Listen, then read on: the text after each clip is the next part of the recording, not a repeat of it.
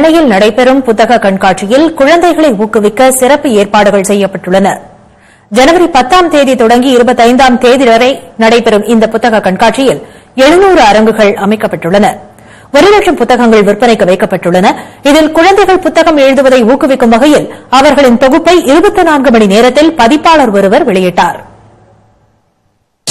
எங்க ஐடியா என்னன்னா, ஒரு புக் எழுதுறது ஒரு மாதிரி தான் எழுதணுங்கிறது கிடையாது. எப்படி வேணாலும் எழுதலாம், ட்ரெடிஷ்னலா எழுதணுங்கிற ஐடியா இருக்கக்கூடாது. அதனால தான் கான்செப்ட் ஸ்டார்ட் பண்ணோம். அமிலியோ எங்க அப்ரோச் பண்ணி சொன்னாங்க, அவங்க 2 நாள் ஒர்க் ஷாப் வைக்கிறாங்க குழந்தைங்களுக்குன்னுட்டு.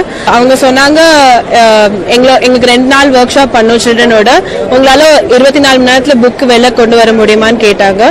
நாங்க ஆமான்னு சொன்னோம். அப்படிதான் இந்த ஒர்க் ஷாப்பே நாங்க ஸ்டார்ட் பண்ணோம். தென்னிந்தியாவில் உள்ள 100க்கும் மேற்பட்ட பதிப்பாளர்கள் இந்த கண்காட்சியில் பங்கேற்றனர்.